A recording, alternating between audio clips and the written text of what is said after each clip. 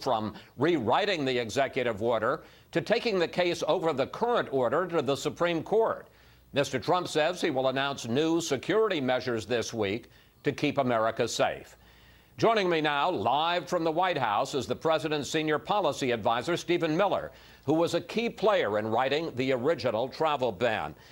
Stephen, let's start with the breaking news. What's the White House reaction to that North Korean ballistic missile test? And is the White House going to put that regime on notice as you did with Iran? Last night, what you saw was the President of the United States sending a powerful and unmistakable signal to North Korea and to the entire world as he stood shoulder to shoulder with the Prime Minister of Japan and declared our steadfast and unwavering support for that alliance. And the meaning of that symbolism will be lost on no one. But you say it's an unmistakable message. Other than the fact that we're standing with Japan, what's the message? The message is that we are going to reinforce and strengthen our vital alliances in the Pacific region as part of our strategy to deter and prevent the increasing hostility that we've seen in recent years from the North Korean regime. More broadly, as you know, we're inheriting a situation around the world today that is deeply troubling. The situation in North Korea, the situation in Iraq, the situation in Syria, the situation in Yemen. And this president is committed to a fundamental rebuilding of the armed forces of the United States that will, again, send a signal to the world that America's strength will not be tested. Let's turn to this week's big controversy over the travel ban. Is the Trump administration, and you as a key player in it, are you at this moment rewriting the president's executive order limiting the visitors and the refugees can come into this country, and will that be released this week? Right now, we are considering and pursuing all options. Those options include seeking an emergency stay at the Supreme Court, continuing the appeal with the panel, having an emergency hearing en banc, or going to the trial court in the district level and a trial on the merits. They also include, as you've mentioned, the possibility of new executive actions designed to prevent terrorist infiltration of our country. But I want to say something very clearly, and this is going to be very disappointing to the people protesting the president and the people in Congress, like Senator Schumer, who've attacked the president for his lawful and necessary action. The president's powers here are beyond question. The president has the authority under the INA Section 8 U.S.C. 1182F to suspend the entry of aliens into this country, and he has Article 2 foreign powers to also engage in conducting border control and immigration control into this country. Those powers are substantial. They represent the very apex of presidential authority. And so we are contemplating new and additional actions to ensure that our immigration system does not become a vehicle for admitting people into our country who are hostile to this nation and its values. I want to follow up on that, Stephen. That's an argument you've been making this week, that the courts have no place interfering with the president's constitutional powers over immigration. But I want to take you back to what the Ninth Circuit Court of Appeals said in its ruling upholding the stay of the president's executive travel ban. Here, first of all, is what you had to say this week. An unelected judge does not have the right to remake the immigration laws and policies for the entire United States of America. But the Ninth Circuit Court disagreed. Although courts owe considerable deference to the president's policy determinations with respect to immigration and national security, it is beyond question that the federal judiciary retains the authority to adjudicate constitutional challenges to executive action.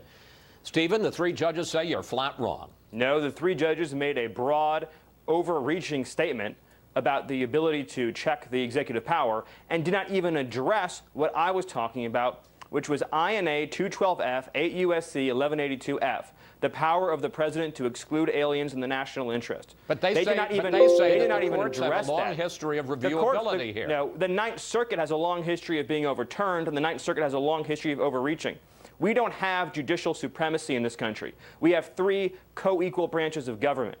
The Ninth Circuit cannot confer onto a Yemeni national living in Yemen with no status in our country a constitutional right to enter our country. Were such a right to exist, Chris, that would mean every time we deny a visa to a foreign national, they could sue in an American court for damages for lost benefits in terms of welfare and employment. That would be ludicrous. 80 million people visit this country every year through airports, land ports, and seaports. Of course the president has the authority to impose moderate, necessary, and sensible restrictions, including putting in place new vetting procedures to protect this country. That power was delegated to him explicitly by Congress and adheres to him under his Article 2 powers under the U.S. Constitution. This is a judicial usurpation of power. It is a violation of judges' proper role in litigating disputes. We will fight it, and we will make sure that we take actions to keep from happening in the future what's happened in the past. We've had hundreds of individuals enter this country through our immigration system on visas who've gone on to do enormous harm to this country, from 9/11 through San Bernardino, through the Boston bombing, in Chattanooga, and on and on and on it goes. All right, I want to pick up on that and your criticism of the judges, because after Judge Robart's initial order, President Trump tweeted this. I'm going to put it on the screen. Just cannot believe a judge would put our country in such peril. If something happens, blame him and court system. People pouring in. Bad. But now, Stephen, that judge is getting death threats. So the question is, if something happens to him, should we blame President Trump? This is one of the most ludicrous things that the media does, where when any crazy person in this country issues a death threat, that they then blame a politician or a public official. That is reckless and irresponsible and should never be done.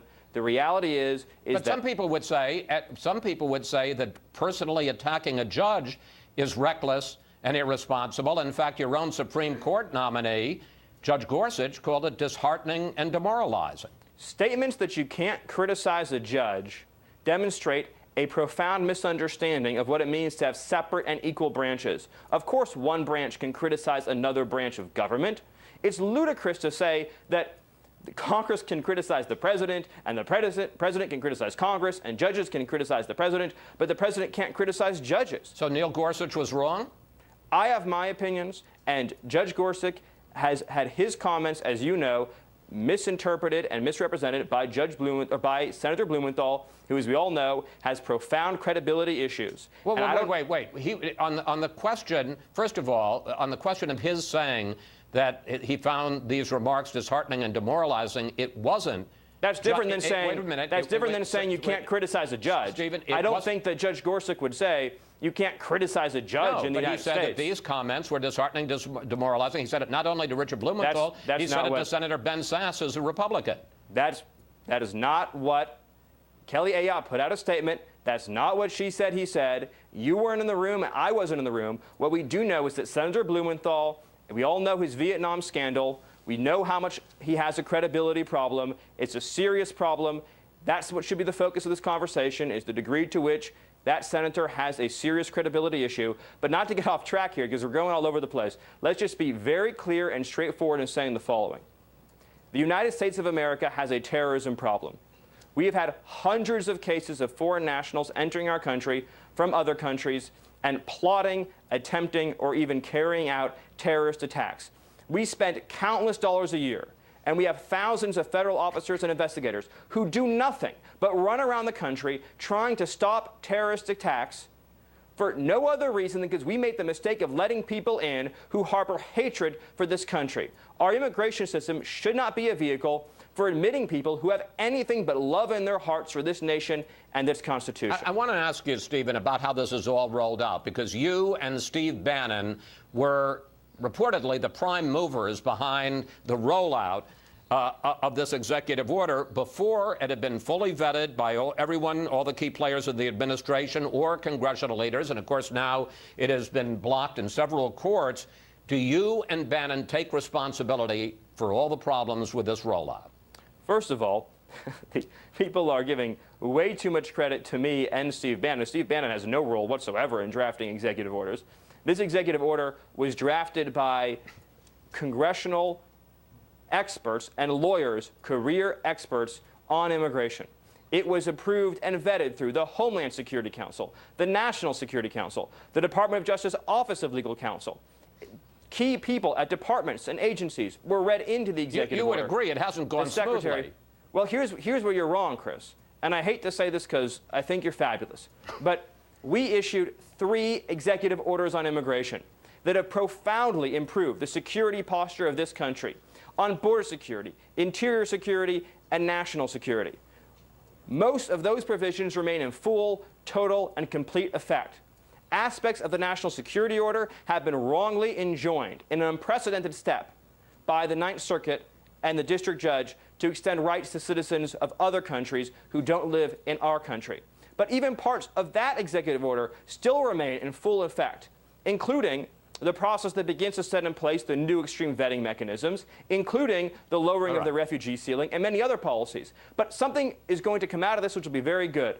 In the end, the powers of the President of the United States will be reaffirmed, and the whole world will see clearly and unmistakably, and it's a message I want the world to hear today, that this country will protect its borders, it will protect its people, and it will ensure we have an immigration system that promotes wage growth, that promotes employment opportunities for our people, and that importantly, promotes compassion for working-class citizens who want to live in safe, secure, upwardly mobile communities. Let me ask you about protecting the border, because there has been ramped up immigration this week. Hundreds of people in the country illegally, and some with criminal records, besides the fact that they came in illegally, have been detained. The president tweeted this morning, "The crackdown on illegal immigrants is merely the keeping of my campaign promise. Gang members, drug dealers, and others are being removed." Now, the immigration officials said that this had been in the works for some period of time. The president seems to indicate that this is happening at his order. Which is it? Right now, as a result of the president's order, greatly expanded and more vigorous immigration enforcement activities are taking place. It is true that Operation Crosscheck is something that happens every year. But this year, we've taken new and greater steps to remove criminal aliens from our communities. I had a phone call yesterday with someone from DHS who talked about an immigration enforcement activity at 4 o'clock in the morning where a gang member was removed, a wife beater, somebody who was a threat to public safety with a long arrest record. But because they didn't have the right kinds of convictions, they weren't considered a priority by the previous administration. Because of President Trump's actions, innocent people are now being kept out of harm's way. And we as a country spend too little time thinking about the effects of open borders on vulnerable communities, including our migrant communities, lawful migrants, trying to get their start in this country, Stephen, who have to deal with the scourge of cartel violence, the scourge of gangs, Stephen, the scourge of violent criminals that we're now removing from this country. All right, I get your point. We're way over time. I have one more question to ask you, and I want to ask you about the personal attacks that President Trump engaged in this week. He dismissed the so-called judge who had stayed his order in Judge Robart in Seattle, and he had to say this about the appeals court. I listened to a bunch of stuff last night on television that was disgraceful.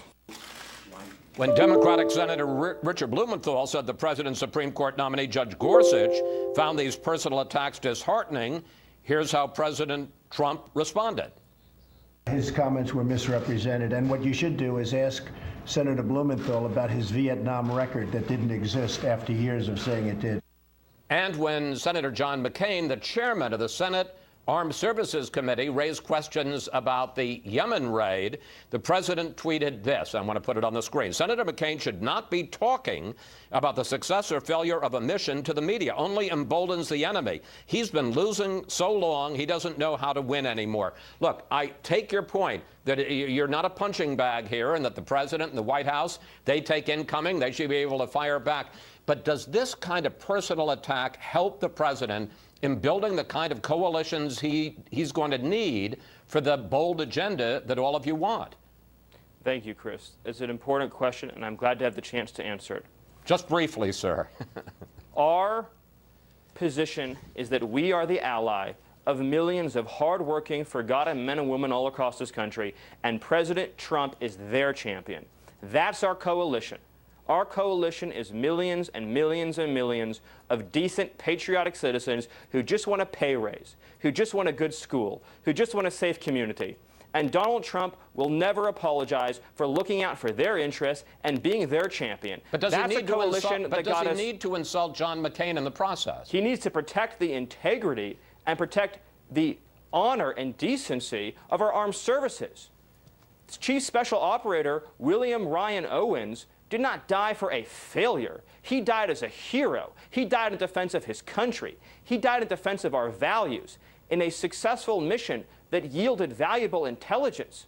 The bottom line, Chris, is that the President of the United States won 306 electoral votes by being a champion for people who haven't had a voice in Washington. Democrats, Republicans, independents, people of all incomes and races. And he will continue to be their champion, and he will continue to be their voice. Stephen, thank you. Thanks for your time today. Thanks. We enjoy hearing your voice. And, of course, we'll be tracking what the President announces this week on the issue of immigration and travel bans. Thanks so much for talking with us, sir. Thank you. Up next.